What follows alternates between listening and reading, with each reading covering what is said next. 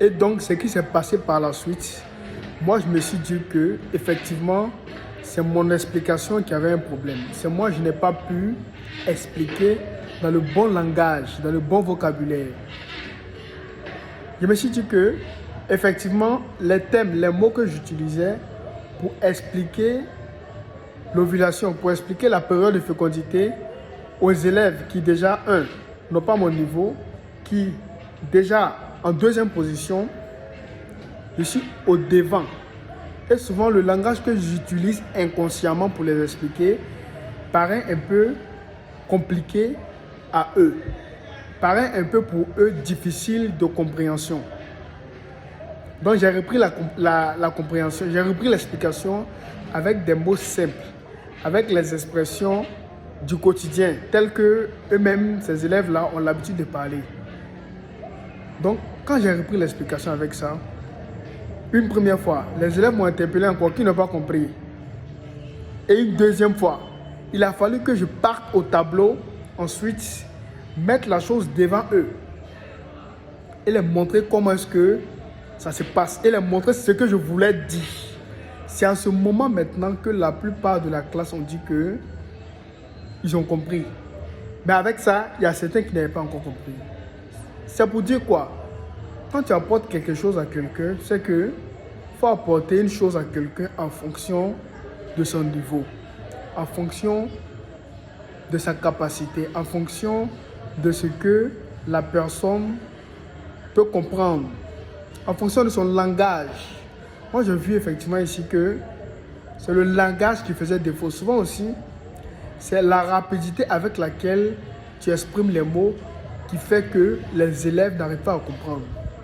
Je m'adresse comme ça à certains professeurs de classe, à certains professeurs de lycée, qui lorsque ces élèves-là sont devant, lorsque ces professeurs sont devant, ne prennent pas le soin de bien expliquer les cours, de partir lentement. Or, souvent, la rapidité avec laquelle ces professeurs expliquent les leçons, ça échappe à énormément d'élèves en classe.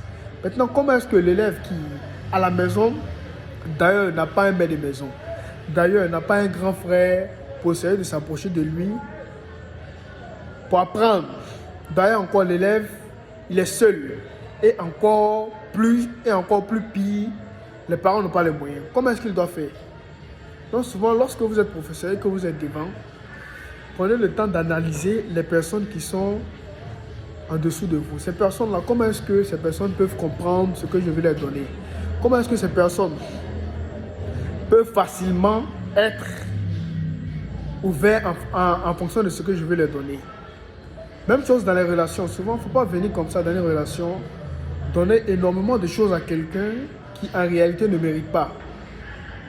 Si tu donnes quelque chose, énormément de choses à quelqu'un et que la personne ne mérite pas, eh bien ça va retomber contre toi.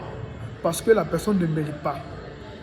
Parce qu'en réalité, la personne ne mérite pas. Mais si par exemple tu prenais le recul d'évaluer la personne et de voir cette personne-là, elle vaut combien?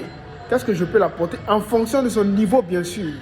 Eh bien, tu pourras facilement faire un cadeau aux gens en fonction de leur niveau, en fonction de ce que ces personnes sont.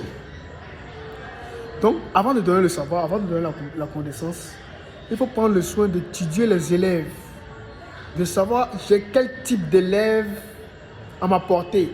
L'élève qui est en face de moi, est-ce qu'il est ouvert, est-ce qu'il est intelligent? Il y a des élèves qui sont bandits, mais extrêmement intelligents. C'est le cas d'Ali que j'explique. Il est bandit. On lui vient effacer le tableau, il dit non.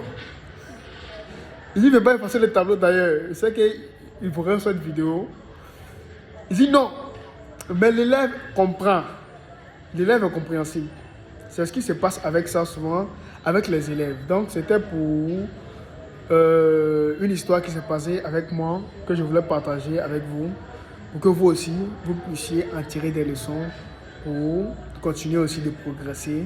Je vous remercie à toi qui m'écoutes. Si tu veux inscrire ton élève au Terra School actuellement où je suis, écris-moi en commentaire. Je suis intéressé, je vais inscrire mon élève au Terra School et je me chargerai de te donner de plus amples informations concernant les cours. Je te remercie à toi qui m'écoutes surtout. Passe une agréable soirée.